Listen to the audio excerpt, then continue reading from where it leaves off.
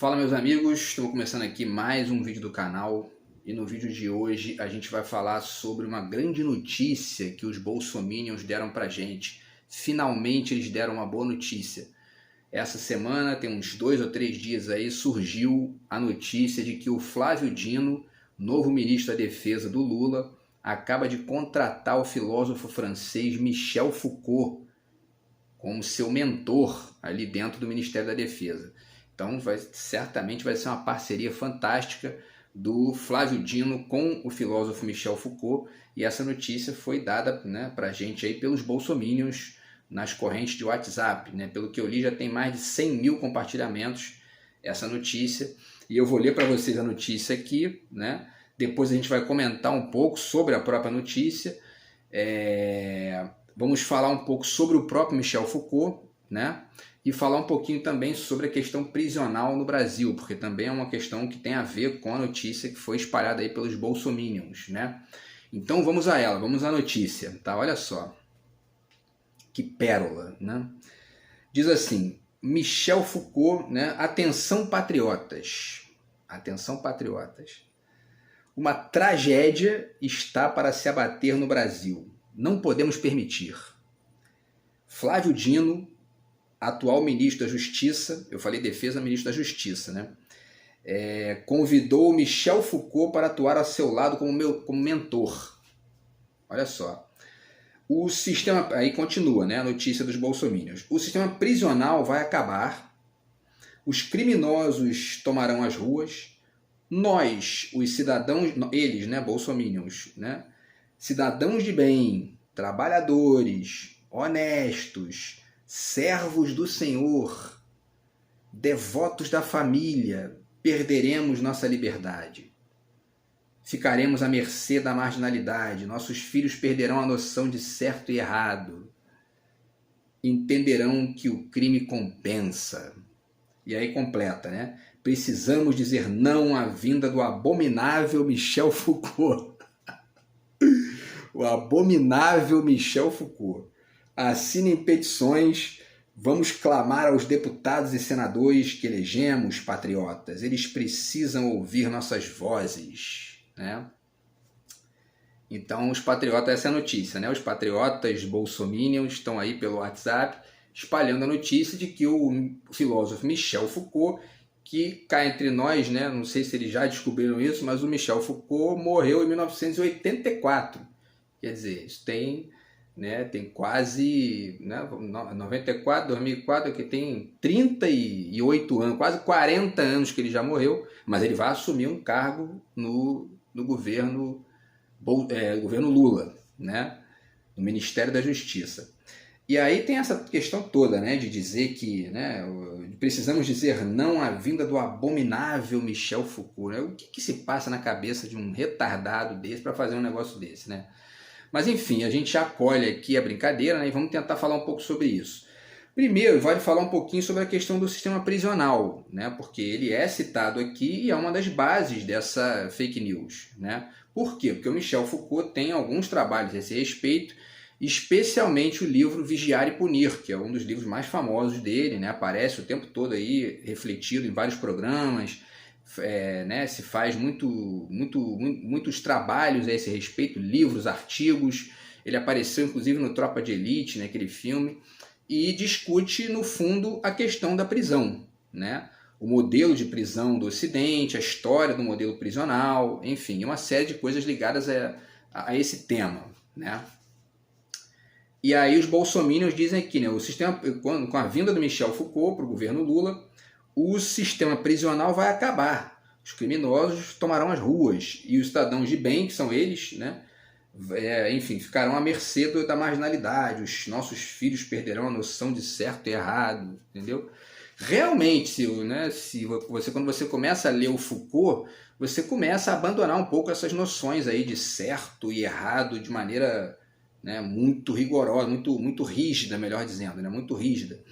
E você começa a perceber várias... Não que não tem nada a ver com essa bobagem bolsominion aqui, mas você começa a ampliar os teus horizontes ali teóricos, reflexivos, Agora, em relação à questão do sistema prisional, né? A cabeça dos bolsominions é aquela cabeça do conservador brasileiro, né, das antigas, né, que não é novidade essa visão, né, de que bandido bom é bandido morto, ou bandido bom é aquele bandido que passa a vida inteira na cadeia, né? É o pensamento raso de muita gente que são essas pessoas que foram lá destruir o Congresso Nacional, porque não acreditam nas instituições, porque tem uma visão completamente equivocada da coisa, né?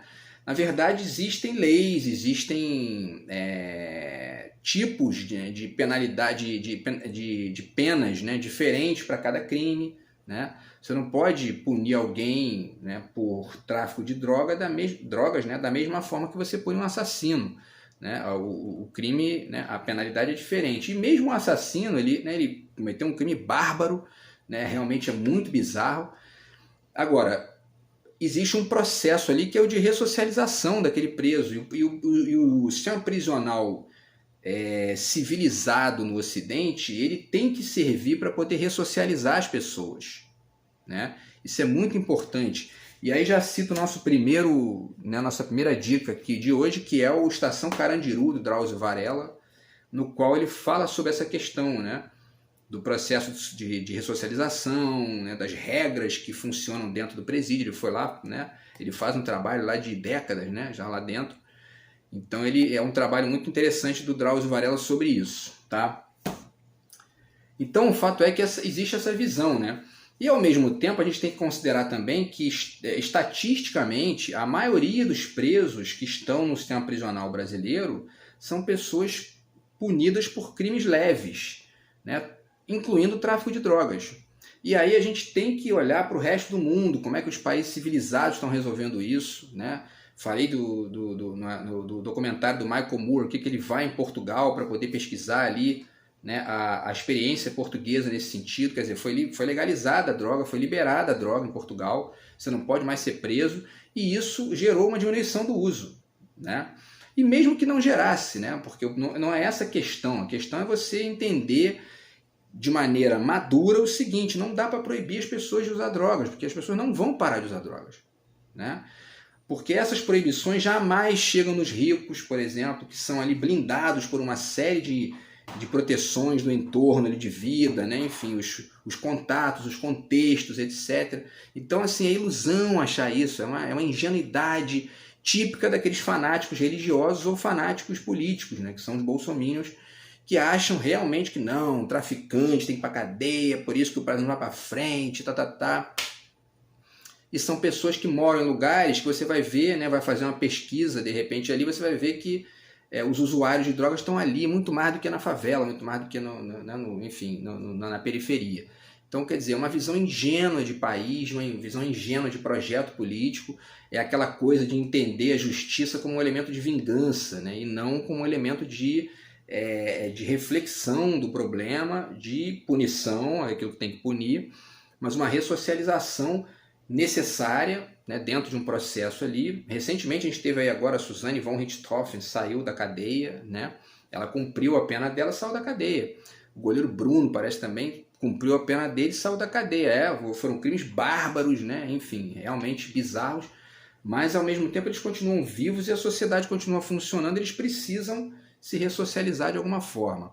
Isso é um ponto, né? E ao mesmo tempo, a gente tem que pensar que historicamente as leis, elas podem perfeitamente mudar na medida em que você percebe certos contextos diferentes. É assim, por exemplo, com a questão do aborto, né?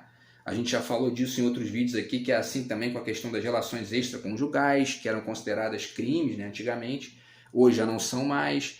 E da mesma maneira a questão das drogas, né? A gente tem que chegar num ponto em que se perceba de maneira madura, de maneira inteligente, que é o seguinte: o sujeito não pode ser proibido de fazer mal, entre aspas, né, para ele mesmo. Por que eu coloco essas aspas aí? Justamente porque quando você começa a ler pessoas como Foucault, você começa a entender que essas noções de certo e errado são muito impregnadas de moralismo, né? Então quem sou eu para dizer que tipo de vida que aquela pessoa ali tem que viver, né? Que tipo de pessoa sou eu para cagar regra na vida privada daquela pessoa, né? Como muita gente gosta de fazer aí, né? especialmente num ponto em que a pessoa está ali fazendo algum, né, enfim, tendo uma atividade, para não falar que fazendo mal, porque, né, para não ficar impregnado pelo moralismo, fazendo uma atividade que diz respeito a ela mesma e só a ela mesma, né? Então o sujeito pega ali a carreira de cocaína dele, vai na casa dele, cheira a cocaína dele, bate a cabeça na parede, mas não bateu em ninguém, não maltratou ninguém, não fez nada, não fez nenhum mal a ninguém, então ele não pode ser penalizado por isso, né? E aí, e eu estou dizendo isso com propriedade, porque eu nunca usei drogas na minha vida, né? Drogas ilícitas, né? Então, e mesmo que eu tivesse usado, né? Não é essa a questão, mas o fato é que eu olho para essa questão pensando num projeto mais amplo ali e numa perspectiva mais ampla de mundo, né? E são essas pessoas que estão lotando os presídios, tá? Então, enfim, essa é uma reflexão sobre o sistema prisional que a gente pode fazer para contrapor aqui mais essa bizarrice bolsominion. Agora vamos falar do Foucault, né? O Foucault é um pensador considerado pós-estruturalista. Vamos falar um pouco do Foucault aqui para poder desenhar essa questão. Ele é um pensador considerado pós-estruturalista. O que é o estruturalismo? É uma corrente de pensamento que toma, né, a noção de estrutura como base, e estrutura é isso, né, uma base que sustenta ali as ações daquele movimento, enfim, das atividades ali que estão incorporadas naquela questão que está sendo analisada. E essa questão da estrutura, do estruturalismo, nasce, né, com o Ferdinand de Saussure, tá? Com esse livro aqui, que é o Curso de Linguística Geral, tá bom? Ali na virada do 19 para o 20, entendeu? Ali mais ou menos no início do século 20, esse livro começa, né, a tomar o Ocidente, né, e vai ganhando corpo com o passar das décadas. E esse movimento vai influenciar outras correntes de pensamento, outros autores, outros países, né? E vai chegar justamente no estruturalismo, né? Da escola de Frankfurt, Adorno, Horkheimer, Benjamin, enfim, uma série de outros filósofos que a gente já falou sobre eles aqui também em outros vídeos do canal. Conforme vai passando o século XX, né? Obviamente que eu não vou falar, né? Não vou aqui ficar dando aula sobre o estruturalismo, porque não é esse o tema do vídeo. O fato é que no decorrer desses debates, né, que vão acontecendo na Europa, na França, na Alemanha especialmente, começam a surgir pensadores que começam a questionar essa ideia de estrutura como base, né? Dentre eles, vou falar aqui especialmente de alguns franceses, né? O Jacques Derrida, está aqui esse livro, Torres de Babel, do Derrida.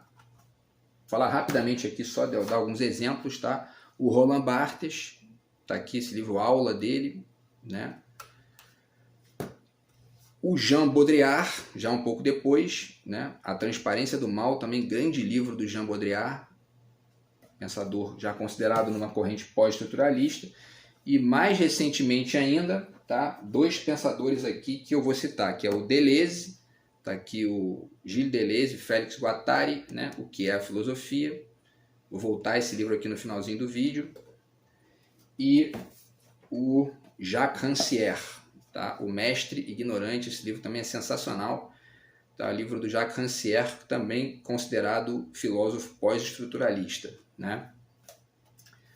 E para poder situar, antes de falar do Foucault ainda, tá? Só para situar mais um pouquinho aqui, para dar mais um tempero aqui na reflexão, essas correntes pós-estruturalistas, das quais o Foucault é um dos principais nomes, talvez o principal nome, né, vão gerar as movimentações do pós-modernismo. Uma parte dessa discussão vai gerar o pós-modernismo. Está aqui o trabalho do Jameson, né, que é o pós-modernismo, a lógica cultural do capitalismo tardio, tá?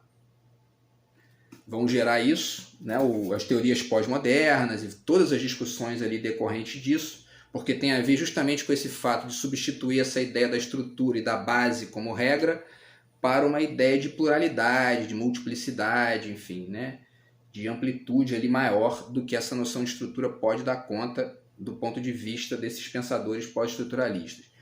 E essa discussão pós-moderna vai desembocar nas teorias da complexidade, está aqui o trabalho do Edgar Morin, Introdução ao Pensamento Complexo, que eu estou acabando de ler, né? Tá? Então isso é só para situar, né? E, enfim, e aí a gente fala um pouco do Foucault, tá? Para depois a gente finalizar o vídeo. O Foucault é esse pensador pós-estruturalista, portanto ele parte dessa base de que a estrutura, né, ou dessa ausência de base, né, de que a estrutura ela não diz tudo sobre a realidade, né, a realidade é mais complexa do que essa ideia pode dar conta. Mais do que isso, essa ideia de estrutura pode muito bem acarretar em sistemas de controle e sistemas de poder, no sentido de lógicas que delimitam demais ali as ações num certo campo, e isso acaba pressionando a uma ausência de mutações, ausência de modificações ali mais amplas, e a coisa vai ficando muito retesada, né?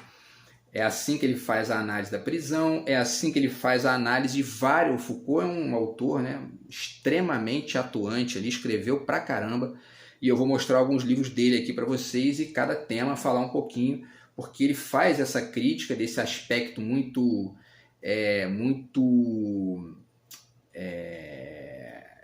retesante ali, né, muito de uma solidez exagerada nesses discursos, e ao mesmo tempo nesses campos, né?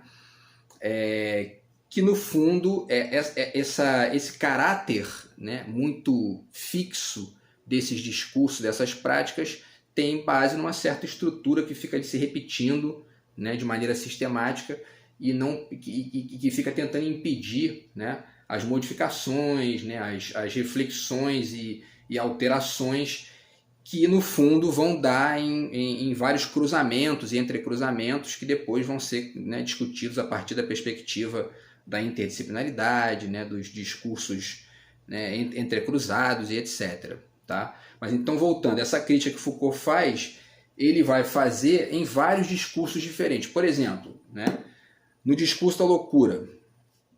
Esse é o primeiro grande trabalho do Foucault, História da Loucura, né?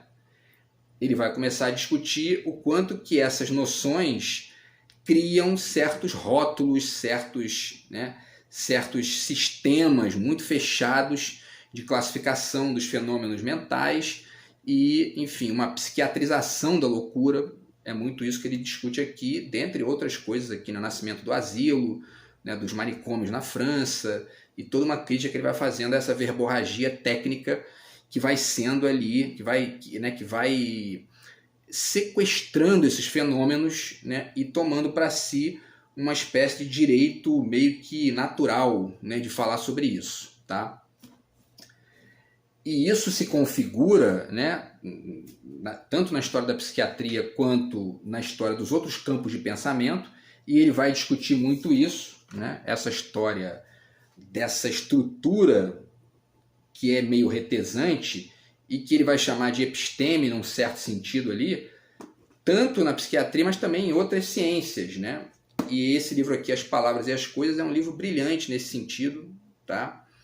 Brilhante, ele vai falar sobre esse fenômeno, né? Como ele acontece na economia, como ele acontece na biologia, como ele acontece nas teorias da linguagem, enfim, uma série de coisas interessantes aqui que o Foucault fala a esse respeito. Esse livraço, grande livro lindo assim de ler, tá? E é interessante falar que vamos dar aqui uma curiosidade, né?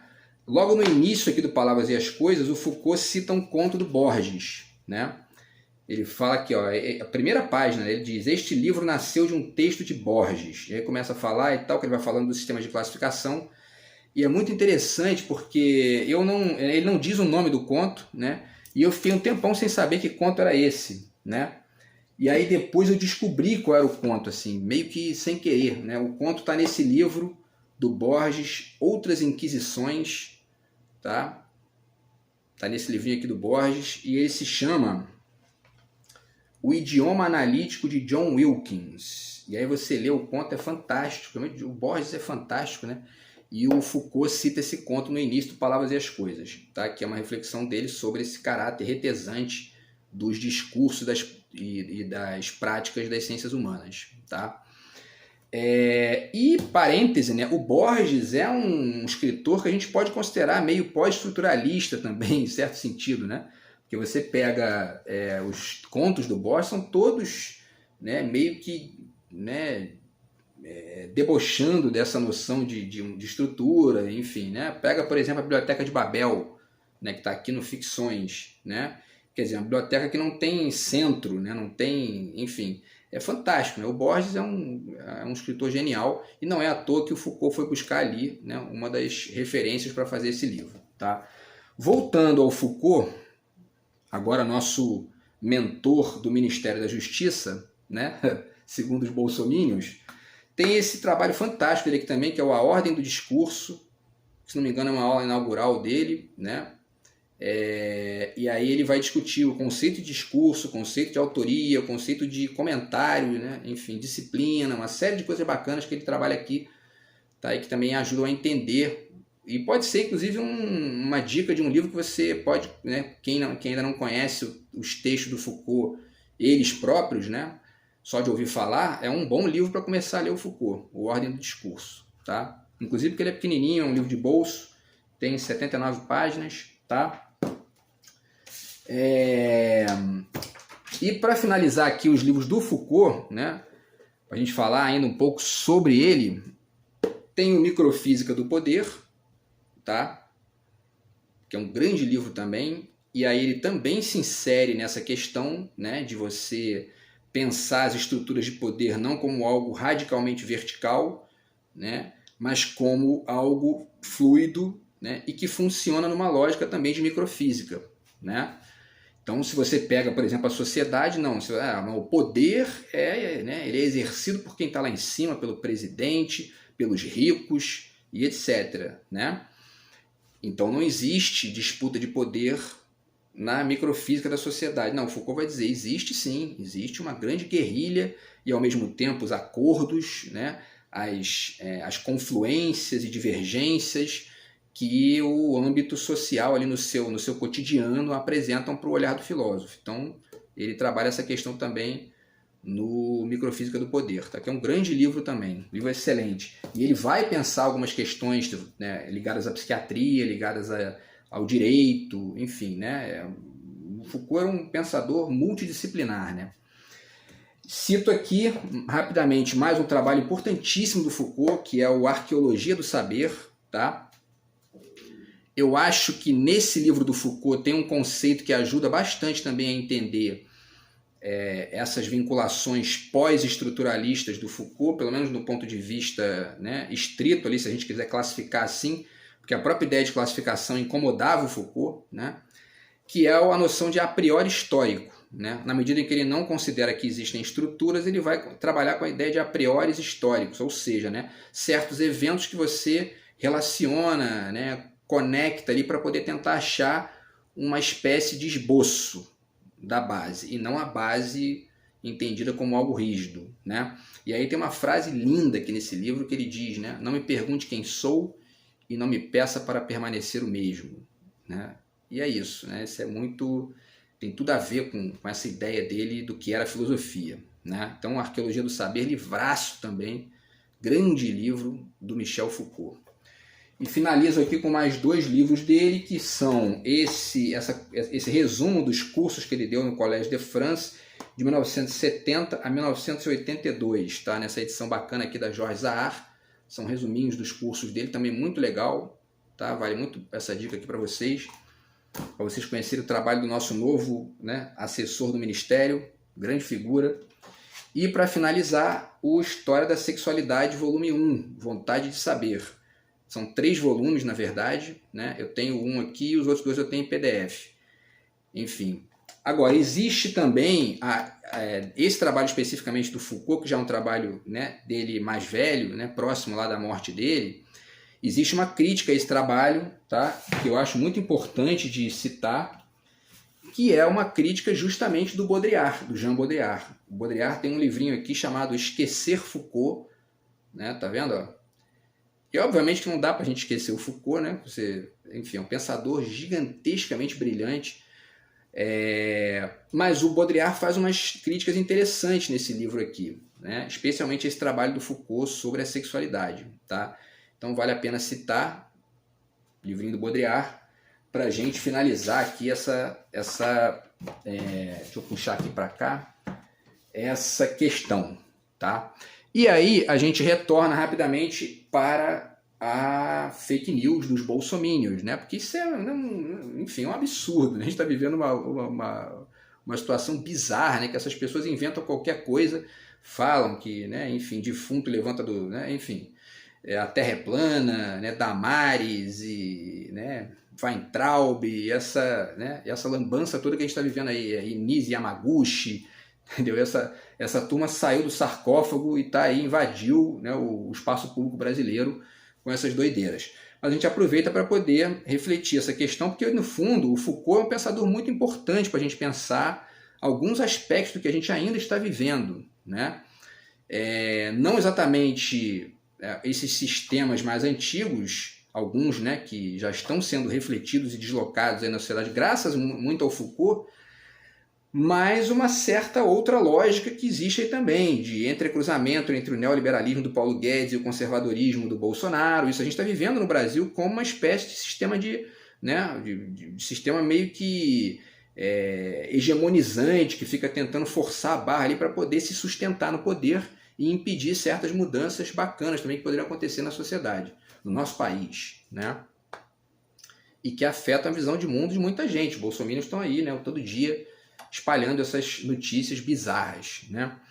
E aí eu finalizo, tá? O Flávio Dino respondeu, brincou, né? Deixa eu ver o tempo aqui. O Flávio Dino respondeu, ele disse: eu venho a público esclarecer no Twitter, né? Venho a público esclarecer que não consigo ressuscitar pessoas e que, portanto, se trata de uma mentira. Foucault faleceu em 1984, né? Ainda precisa alguém dizer essas coisas, porque os bolsominions vão em peso espalhando, né, essa bizarrice. Então, o motivo é esse, né? Eles querem criar uma espécie de pânico moral, como se diz, né, muita gente está dizendo aí, a respeito da questão dos presídios, né? Usando Foucault como uma espécie de isca ali para as pessoas, né, terem medo disso, tal, que é esse o mecanismo das fake news diário, né? E, enfim, e aí eles ressuscitaram, né, o fantasma do Michel Foucault. E com relação a essa questão do fantasma, eu cito esse livraço aqui do Agamben, que é o Instâncias, que é um livro que fala sobre a teoria do fantasma, né? Que obviamente de uma maneira muito mais ampla e profunda, e ele vai falar também sobre o estruturalismo aqui, sobre o Saussure, enfim. É muito interessante esse livro do Agamben, livro belíssimo do Agamben, tá? Nessa edição fantástica aqui da Humanitas, né? Beleza? E finalizo aqui com duas questões rápidas, uma outra dica que eu também acho bacana, que aí tem a ver com, né, a música, é o Diário de um Detento, do Racionais MCs, tá? E nesse livro aqui, Lendo Música, 10 ensaios sobre 10 canções, tá? Tem um texto muito bacana, se não me engano, do Walter Garcia, né? Walter Garcia, que se chama Diário de um Detento, uma interpretação, que é um texto fantástico, muito legal, uma análise filosófica que ele faz sobre a música do Racionais, muito interessante, porque o Racionais é um fenômeno muito bacana também do rap brasileiro, enfim, né? E a gente tem aí uma pegada artística também para analisar essa questão dos presídios, enfim, né?